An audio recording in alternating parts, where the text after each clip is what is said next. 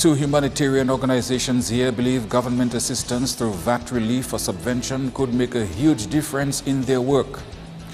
A few lucky Dominicans to have a shot at joining the cast of a film intended to promote the country's unique tourism product, and scientific equipment installed to monitor the boiling lake. I am Julian Morris with the Channel 5 News. The details after this.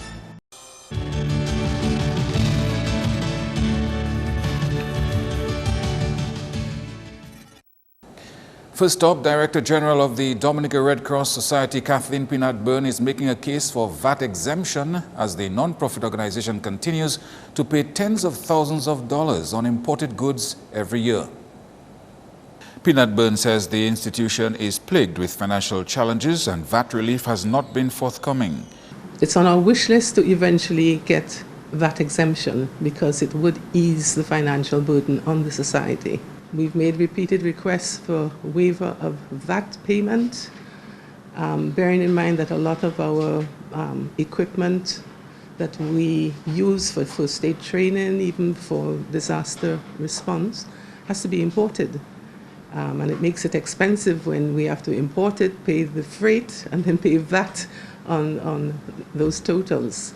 Even purchasing local items to maintain ourselves, to pay our operating costs. We're paying VAT on these services. Government's yearly subvention to the institution is $16,500. However, Pinat-Byrne says that may just cover 1 month of its operational costs. She says VAT payments on imports yearly vary and therefore could not provide an estimate. It certainly exceeds the $16,500 subvention that we receive. Let's put it that way. When there is for last year, it would be, several times that amount which were paid in VAT. So it's dependent on, how many activities are going on. When we do train CDRTs, we provide them with personal kits and mitigation kit items, which we purchase locally. We pay VAT on this. You look at, we have an AED on our ambulance, an automatic external defibrillator, so that if somebody's heart stops, we can defibrillate it to get them going. Services to provide that. And why it's not much use, it uses a battery with a life of maybe 2 to 3 years. But that battery costs a sort of $300 to $400 which we must import and pay VAT on it when it comes in. Incidental costs incurred in providing all the services that we do are significant. And as I say, it's one thing to have to provide them, it's another when you have to pay VAT on top of the actual cost of the items.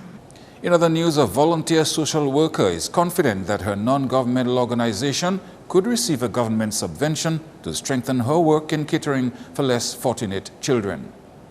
Gloria Walsh of Bath Estate has made it her business to intervene in the lives of youth at Silver Lake, Bath Estate, Elmsall and Trafalgar to host parenting programs, youth empowerment camps and summer school programs through her Love One Teach One Foundation, Inc.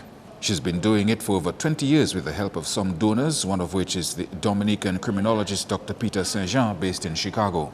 We have our main sponsors, which is Dave and Gaynell Larson. They're based in Virginia, Floyd, Virginia.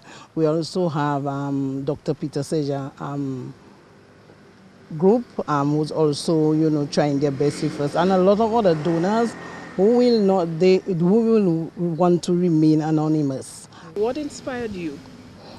Well, I think what inspired me most was when I started to work at the Operation Earthquake. You see children coming in, we are the children from Silver Lake, but yet still you still want to do more. And then I met a friend of mine, Anthony Williams, who's living in the States, and he too also wanted to do more. So we just came together and drafted out a plan and put things in place. Her vision for 2017 is to obtain financial assistance from the state to continue her activities. And even if sometimes I feel, we have our we have our ups and we have our downs, we have our challenges, financial, challenges. But what we really do is to just go out there and empower the youth in terms of subvention and, financial donations.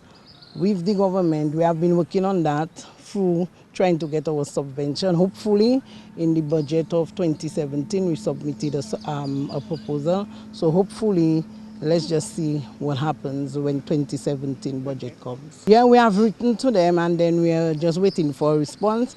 And in terms of discussion, hopefully with the PS. In other big news stories, Dominicans who are interested in showcasing their acting skills can look forward to an open casting call for a new Dominican short film dubbed The Gangster this month. Local film director Clement Richards says the film is focused on the issue of crime and inappropriate behavior amongst our youth, especially males. So it's a story of a young guy who wants to become a gangster and wants to get a gun to become a gangster. And at the end, he gets a gun, he becomes a gangster, but he pays for it much more dearly than he would have thought. I don't want to kind of let the cat out of the bag, but it's basically an anti-advertisement for violence and guns. The purpose of the film is to not only showcase Dominicans' acting skills, but to stimulate interest in the private sector with regard to filmmaking. Richards was asked about the potential of such a project to create employment. Yes, well, as you know, filmmaking and the cultural industries actually is one of the largest segments for production, for business in the world generally. I mean, if we just watch what's happening in the US with Hollywood and see what's happening in Nigeria with Bollywood, and then see what's happening in India with Nollywood. No, Bollywood is India, Nollywood is Nigeria. I mean, this country is, we know about the American system, but both Indian and Nigerian, African movies generally have created a tremendous sources of revenue. And what we hope to be able to do with this movie is produce at a certain level, a certain standard, which is basically world class, and to be able to get people locally to invest. In terms of tourism, he believes this film could be a major break for the industry. The 20-minute film is expected to attract foreigners who anticipate visiting the location where the film was shot. The project is supported by the OECS Business Support Unit, and the film is expected to compete in regional film festivals. Casting is scheduled for the 21st of December at the Arawak House of Culture. And as Dominica and the rest of the world observe a season of giving, Dominica's royal family has played its part in giving back to the needy for Christmas. In early December, Miss Dominica 2016, Tasia Flosak, hosted her penultimate platform project dubbed Queens and the Tins. During this project, members of the royal family joined forces to encourage the public to donate in cash or kind to the less fortunate. Miss Dominica 2016 says the turnout and support by the public was very encouraging. So it was a success, and you saw business places coming on board like RBC, Dowasco. You had the Convent High School, the UE Open Campus bringing boxes of food items that they collected. We also got some funds from the Ministry of Social Services and different people just wanting to partner. So it was successful. We raised over $1,000 in addition to the canned items. We had over maybe 7 boxes of items and the $1,000 because we were lacking in things like toiletries. We decided to use the money towards that. On Sunday, Ms. Dominica and members of Team Titanium donated the items to 10 needy families in various communities around the island. These individuals include those who were severely affected by Tropical Storm Erica and some who are physically challenged. We got enough to supply 10 families with baskets, and the hampers included non-perishable items like canned foods. We had toiletries, really just the basic needs, and we also put a little bottle of wine in there, just so they could have something special on Christmas Day. On Sunday, we started at 8 a.m. and we visited various communities. We began at Fort Seja. So we donated to 2 families in Fort Seja. We then moved on to Goodwill. We also contributed to Massac. We went to Coolibistry. We gave to 2 families in Coolibistry. And we went to the Carnago territory. Actually went to Atkin and Trizzle, and then we went up to the Carnago territory where we also gave another 2 donations. Flowsac's last platform project, dubbed A Random Act of Kindness, where the Queen's crew will provide a meal for the homeless in and around the city of Roseau, will now take place in January. It got pushed to January because a lot was happening for the Christmas, you know, and I think they felt that their project would have had a greater impact in January, because usually a lot of people benefit from different fundraisers and stuff during the Christmas time. And it also gave them more time to plan, and we're already in the Christmas season. Because of the Queens and Teens project, we wanted to sort of give them a break because they're working very hard. I mean, they're like my minions. So we wanted to give them a break, and we wanted to give them time to properly plan the project. FLOSAC's reign as Miss Dominica 2016 will come to an end on the night of 24th February 2017. And the emergency officials on duty responding to an accident on Goodwill Road on Tuesday morning provided a proper demonstration of how the department wants to change the perception of the wider public on the way accident victims should be approached. Take a look at how carefully the emergency officials are removing the accident victim from the bus which collided with the rear of another vehicle. Notice how the victim was prepared and secured before he was removed in order to prevent further injury. The untrained public is being cautioned against improperly moving the accident victim, which could rupture the spinal cord. The fire department also in its mood to educate Dominicans and to give the best service, we always offer what we call first aid training to community groups, schools, and other organizations within the community. We offer those training where we actually teach persons how to deal with persons in such incident. That because, yes, you can assist somebody, you know. It's very easy. You learn it, and then you can apply it. And during those training, what you find persons are saying, they get the information and the reason why they should not just move somebody anyhow at any time. So we encourage persons to contact the fire department. We could organize the training with your community group, your social group, NGOs, the village councillors. We organize those training and we teach persons how to deal with those incidents. You are watching Channel 5 News. Coming up, one individual loses his shack in a fire while another receives a small but comfortable new home.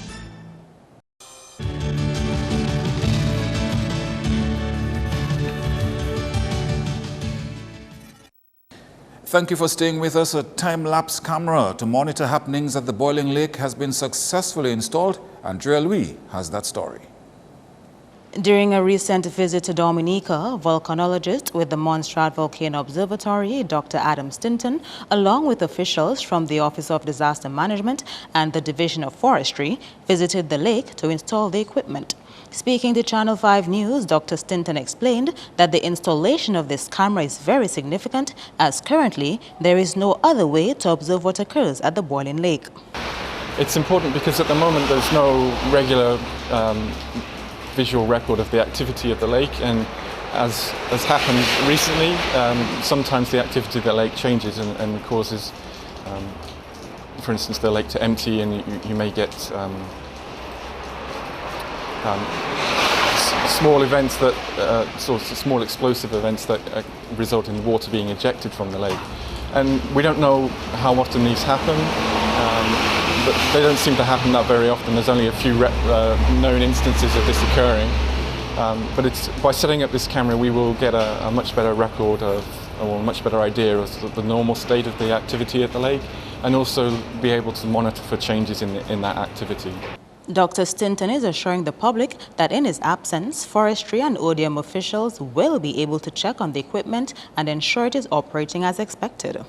I've already shown the forestry guys are the people who are actually going to be going up to the camera to both maintain it and to download the images from the camera. That will be done about once every month or so. And it basically entails just swapping out the memory card inside the camera, and so I'll be showing them how to do that. And I've told them already how the camera works and how the equipment works. And it's just once we start getting images back, it's just a case of looking for differences in the level of the lake and in the amount of boiling that is occurring that we see in these images. The lake had reportedly stopped boiling on 8th November and resumed activity on 1st December. However, a warning still remains in effect for people to desist from visiting the lake. Andrea Louis, Channel 5 News. The Waitukubuli Ecological Foundation has appealed to Dominicans to take seriously the slogan, Dominica, the Nature Island of the Caribbean. Former Attorney General of Dominica, Bernard Wilshire, does not believe we have realized the implications of the Nature Island brand.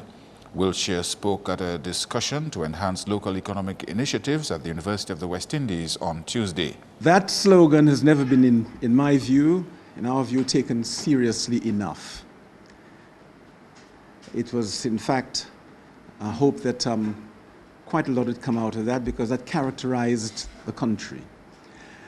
In the last 15, 16 years, in fact, and as a member of the cabinet in 2001, I wrote a little 10 short paragraphs called 10 Theses on the Development of Dominica.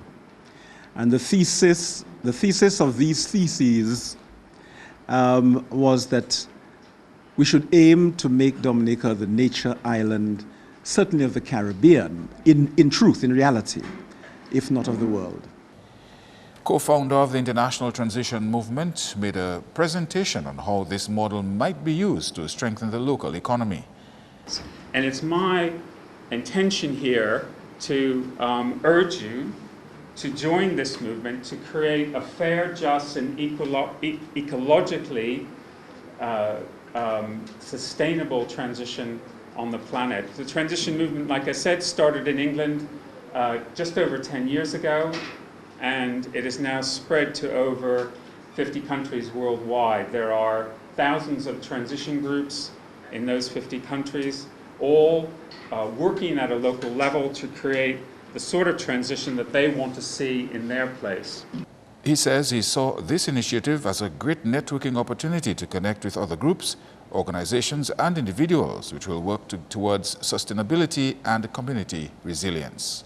No official word from the fire department late Wednesday as to who was responsible for a blaze near the Rosa River.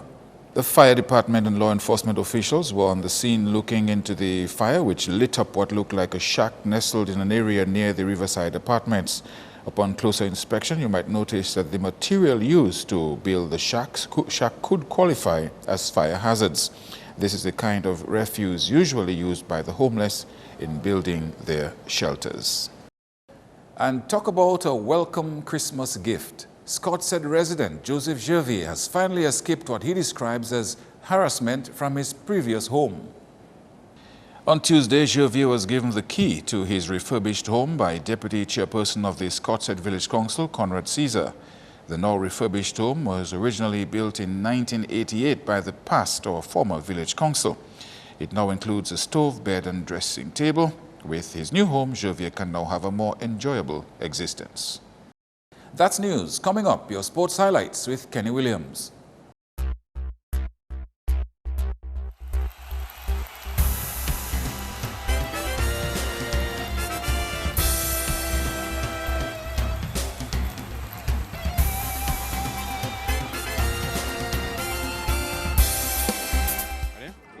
We're here at the finals of the secondary schools under 17 football competition where Dominica Grammar School just won 2-0 against ITSS. We're here with the captain of the grammar school, Marcellus Bonny. Just tell us, what's the feeling like after winning this competition? Well, it's a really nice feeling. The whole team deserves it and we fight until the end. So it's a really nice feeling. You know, we saw some intense competition with you and Isaiah Thomas Secondary School. We even see you got some injuries and some of your other players on the field. Yeah, because no, yes, the game was a physical game, and you expect that. Okay, Joel, earlier I spoke with the SMA coach, and he says that he's not afraid of you guys, you know, getting into the final tomorrow. He named some of his players that probably could be a force to reckon with tomorrow. What do you say heading into the finals against them? I'll say it again, the match is played on the day. So, I mean, the coach, he needs to be confident in his players. But as I told you, tomorrow is a game, and after the game we will see. Now, it must be very tiring for you because you have this under 17. You just won the championships. Congratulations, by the way. You have the under 15 on Thursday and the under 20 on Friday. How do you do it? I'm telling you, man, I mean, like, I have a very, very, very, very good assistant in terms of Mr. Dennis. I mean, preparing for a match, I mean, for the entire season, I mean, it's very, very, very, very tiring. Also, I'm still working in my under 13 team. I'm start preparing my girls team, plus my athletes are ready for next year. So it's a whole day affair. Yeah, we're here with Keanu Martin, the captain of the Isaiah Thomas Secondary School. You know, you guys went down to grammar school here today. What would you say went wrong? Well, to be honest, what went wrong was our lack of communication. We wasn't stringing enough passes, and most importantly, our strikers, our attackers, we wasn't getting in the goals. So we have to work on that a lot hard. We have to work on that a lot. What would you say moving forward would be what would you all would need to do to ensure that next time around for next year that you'll probably come out with as champions? Well, for next year, we have to work hard, we have to train. Most importantly, we have to work on our finishing, our communication. We have to get accustomed to each other. We need to build a bond so we can come back next year and we can win a trophy. Meanwhile, coach of the St. Mary's Academy football team says he is not intimidated by the DGS squad and is ready for Thursday's final.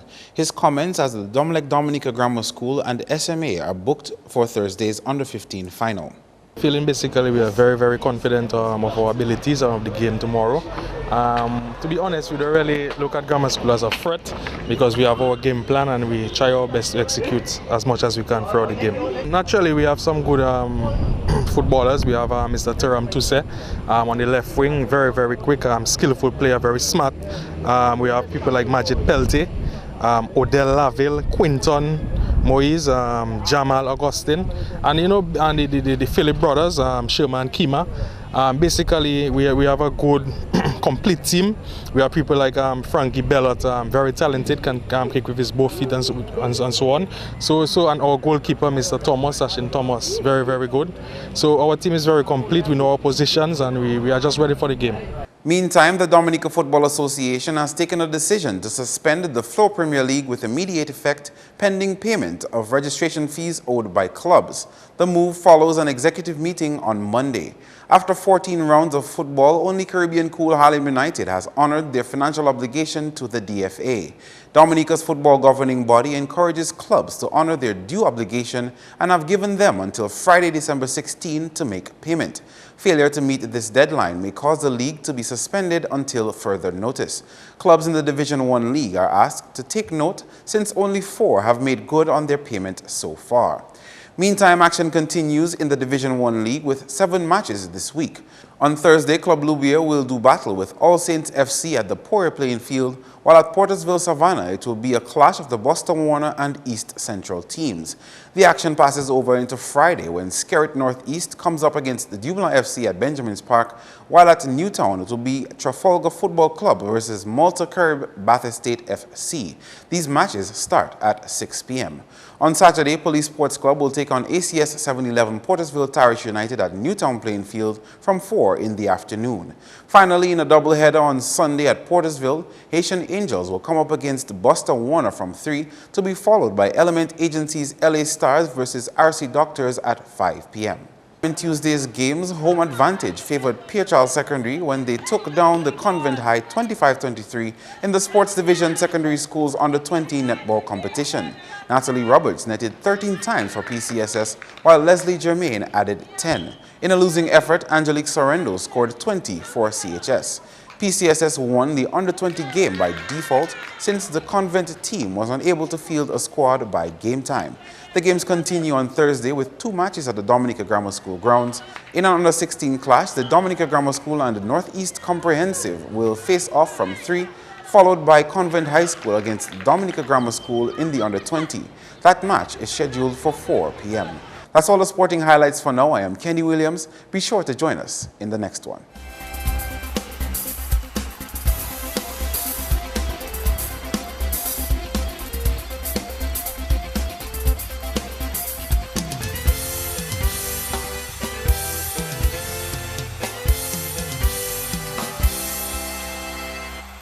Your weather forecast is next. Good evening, viewers. Welcome to tonight's weather broadcast. I am Janet Macpherson. Infrared satellite imagery today showed some low-level clouds across the eastern Caribbean. Visible satellite imagery showed partly cloudy to cloudy skies across Dominica.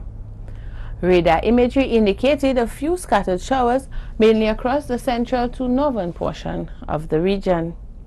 The weather for tonight, fair to partly cloudy and breezy, with a few isolated showers.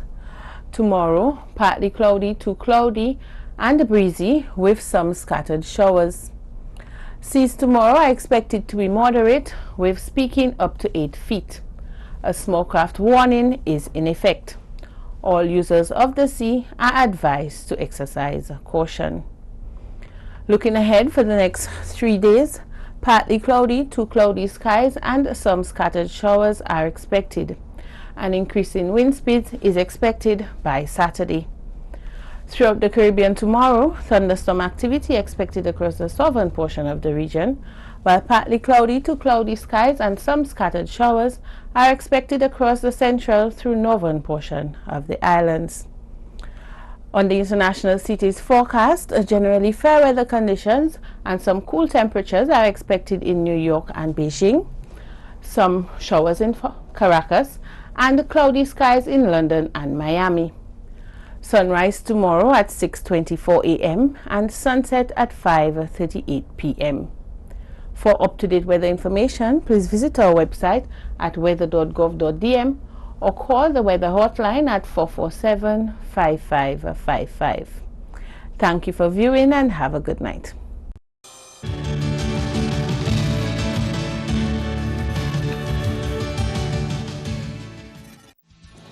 To end the news, the headlines again. 2 humanitarian organizations here believe government assistance through VAT relief or subvention could make a huge difference in their work.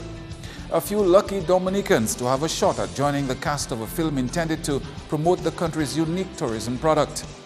And scientific equipment installed to monitor the boiling lake. Feel free to contact us at news@MarpinNews14thDec2k16. You can access our past newscasts on our YouTube channel. On behalf of the production team, I am Julian Morris, and to our viewers around the world, thank you for watching.